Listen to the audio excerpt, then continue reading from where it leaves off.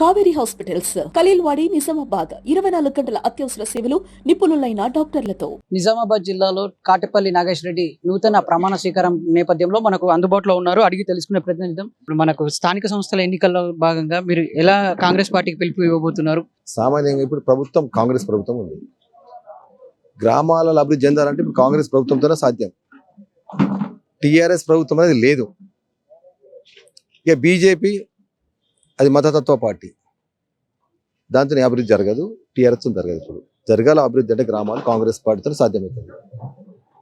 ఇప్పుడు ఏది ఇవ్వాలన్నా ప్రతి ఒక్కటి కూడా ఇలా గ్రామంలో మేము ఏదైతే కాంగ్రెస్ పార్టీ రేవంత్ రెడ్డి గారి పీసీ అధ్యక్షుడు ఉన్నప్పుడు ఏదైతే 6 సూత్రాల పథకం పెట్టి ఇంప్లిమెంట్ చెప్పినామో, వాగ్దానం చేసినామో అవన్నీ తూచా తప్పకుండా మేము అమలు చేస్తున్నాం.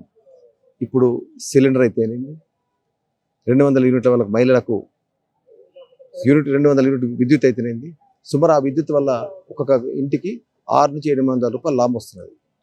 అదే ఫ్రీ బస్ ఒక్కొక్క మహిళకు నెలకు 4 సార్లు హైదరాబాద్ నిజామాబాద్ ఎట్టబోతున్నారు. దానివల్ల 200-300 రూపాయలు లాభం అవుతున్నాయి. అదేవిధంగా ఫ్రీ రేషన్ కార్డులు అనేది ఎవరికి ఎంత అర్హుందో అందరూ రేషన్కి వస్తున్నాము. ముందు రేషన్ కార్డుల మీద గతంలో దొడ్డు బియ్యం ఇస్తారు. ఇప్పుడు దాన్ని మేము ప్రభుత్వం ఇంత అప్పులున్నా కానీ బెనిఫిషియర్స్కి ఇబ్బంది కావద్దు, దొడ్డు బియ్యం తింటలేరు, దొడ్డు బియ్యం అమ్ముకొని మళ్ళీ సన్న బియ్యం తెచ్చుకుంటున్నారు. ఆ విధంగా వాళ్ళకి బెనిఫిట్ కావాలనే ఉద్దేశం మళ్ళీ సన్న బియ్యం ప్రవేశపెట్టాం. అర్హులందరికీ రేషన్ కార్డు ఇచ్చేస్తాం నెలలకు. ముఖ్యంగా గ్రామీణంలో ఉన్న ప్రాంతాలలో ఏదైతే గరీబులు ఉన్నారో, గత కాంగ్రెస్ పార్టీ ఇందిరాగాంధీ గరీబీ నినాదం మీద కూడు గుడ్డ మకాన్ అనే నినాదం ఉంది కాంగ్రెస్ పార్టీ. అదే నినాదం ఇప్పుడు మళ్ళీ మేము గతంలో రాజశేఖర్ చేసారు, ఇప్పుడు రేవంత్ రెడ్డి గారు ఇంప్లిమెంట్ చేస్తున్నారు. ప్రతి ఒక్కరికి కూడా ఇండ్లు, గరీబులందరూ ఇండ్లు ఇస్తున్నారు. పార్టీలకు అతీతంగా తెలిసి తేలకు అటు ఇటు ఓటేసినా కానీ ఏ పార్టీ అని చూడకుండా అర్హులందరికీ కూడా 400 ఎస్ఎఫ్టీ వరకు లోబడి పైబడి 600 లోబడి ఎస్ఎఫ్టీ వాళ్ళందరికీ కూడా ఇండ్లు శాంక్షన్ ఇస్తున్నాము. ఎవరికి కూడా మధ్యవర్తి దళారు లేకుండా 5 లక్షల రూపాయలు ఇవ్వడం జరుగుతున్నది. నీకు బేస్మెంట్ వరకు 1 లక్ష, గోడల వరకు 2 లక్షలు వస్తున్నాయి, స్లాబ్ వేస్తే ఇంకా 2 లక్షలు వస్తుంది. ఇది అదనంగా ఈ విధంగా 4 లక్షలు వస్తున్నాయి. టోటల్ కంప్లీట్ అయిన తర్వాత ఇంకో 1 లక్ష రిలీజ్ చేస్తాం. ఈ విధంగా నీకు ఇమీడియట్ అకౌంట్లో పడిపోతున్నాయి. ఈ విధంగా ప్రభుత్వం స్కీమ్, మంచి స్కీమ్ పెట్టుకున్నాము. మరి ముఖ్యంగా రైతాంగానికి మేము ఏదైతే వాగ్దానం చేసానో 2 లక్షల రుణమాపనము, సుమారు 22,000 కోట్ల రుణమాఫీ చేయడం జరిగింది రైతాంగానికి. మరి బోనస్ ఇస్తున్నాము, రైతు బంధు ఇస్తున్నాము, రైతు భరోసా ఇస్తున్నాము.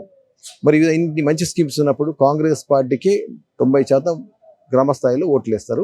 మరి ఏది ఉన్నా ఇవాళ కళ్యాణ లక్ష్యం అయితేనే, షాదీ ముబారక్ అయితేనే, ఇవన్నీ కూడా ఆరోగ్యశ్రీ అయితేనేది మా స్థానిక ఎమ్మెల్యే ద్వారానే ఇవ్వడం జరుగుతుంది. కాబట్టి ఇవన్నీ గుర్తుంచుకొని ఇప్పుడు ఉంటే కాంగ్రెస్ పార్టీతోనే గ్రామాలు అభివృద్ధి చెందుతాయి అన్న ఉద్దేశంతో కాంగ్రెస్ పార్టీ అభ్యర్థి ఖచ్చితంగా గెలిపించాలని ప్రజలను కోరుకుంటున్నాం.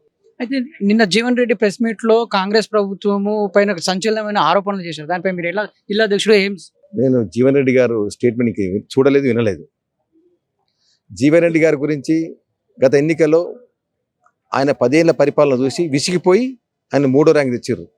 నేను ఆయన గురించి మాట్లాడేంత అప్పుడు నాకు అవసరం లేదు. ఎందుకంటే మా ప్రభుత్వము మీద నిందలేని వాళ్ళకి మా సహజమే, టీఆర్ఎస్ వాళ్ళకు దాని మీద పెద్దగా కౌంట్ తీసుకోము. ప్రజలు కూడా దాన్ని పెద్దగా పట్టించుకోరు. ఆయన ఏదైతే స్టేట్మెంట్ ఇచ్చారో ఆ స్టేట్మెంట్ ఎవరు కూడా కౌంట్ చేసుకోరు మా ఆర్మూర్ ప్రజలు. ఇప్పుడు నూతనంగా ఏవైతే నామినేషన్ ప్రక్రియ కొనసాగుతుందో వాళ్ళని ఎన్ని సీట్లు గెలిపించుకోగలుగుతారు? ఎన్ని ఉన్నాయి? టోటల్ జిల్లాలో ఉమ్మడి జిల్లా బాన్స్వాడతో కలిపితే సుమారు 545 గ్రామ పంచాయతీలు ఉన్నాయి. ఈ 3 విడతలు పోతున్నది. మొదటి విడత బాన్స్వాడ, బోధన్, 2వ విడత మా రూరల్ మొత్తము ప్లస్ ఆర్మూర్లోని ఒక మండలం వస్తుంది, మాకులూరు మండలం. ఇక 3వ విడతల బాల్కొండ, ఆర్మూర్ 2 నియోజకవర్గాలు వస్తున్నాయి. మరి అన్ని మ్యాక్సిమం ఇప్పటికే కొన్ని యునానిమస్లు అయిపోయినాయి. మాకే ఇంకా టైం ఉంది, విడ్రాస్ టైం ఉంది. మా కార్యకర్తలు కూర్చుంటారు, మా నాయకులు కూర్చుంటారు, మండల సమితి ముఖ్య నాయకులు కూర్చుంటారు, నియోజకవర్గ బాధ్యులు కూర్చుంటారు, మా ఎమ్మెల్యేలు కూర్చుంటారు, బోధన మంత్రి గారు ఉన్నారు, మంత్రి సభ ఆయన కూర్చుంటారు. అందరితో ఫోన్లో కోఆర్డినేట్ చేస్తున్నారు. మరి కోఆర్డినేట్ చేసుకొని ఖచ్చితంగా మెజార్టీ స్థానాలు కాంగ్రెస్కి గెలుచుకుంటాయి అంటే ప్రజలకు తెలుసు. ఎందుకంటే అంత చైతన్యవంతులు ఇప్పుడు ప్రజలంతా చెప్పేంత అవసరం లేదు మనము. ఎందుకంటే ప్రభుత్వం రూలింగ్ కాంగ్రెస్ ఉన్నది. మరి గ్రామం అభివృద్ధి చెందాలంటే సర్పంచ్ ఎవరు జరగవాలా? ఎమ్మెల్యే జరగవాలా? మరి ఎమ్మెల్యే ఏ పార్టీ ఉండాలా? కాంగ్రెస్ పార్టీ ఉండాలా? లేదు అపోజిషన్ పార్టీ ఎమ్మెల్యే పని జరగదు మాకు. అక్కడ ఏ బాధ్యులు ఎవరు ఉంటారు? ఇన్ఛార్జ్, మా కాంగ్రెస్ ఇన్ఛార్జ్ ఉంటారు. మరి ఆయన ద్వారా పోతేనే మన పనులు అయితే అని చెప్పి అంతా తెలివైన వాళ్ళు ఉన్నారు. మీరు ఎవరికి కూడా మనం చెప్పేంత అవసరం లేదు. ఇప్పుడు కాంగ్రెసే ఉంది కాబట్టి ఖచ్చితంగా కాంగ్రెసే మ్యాక్సిమం 90% సర్పంచ్ కాంగ్రెస్ పార్టీ సర్పంచ్లు గెలుస్తారు.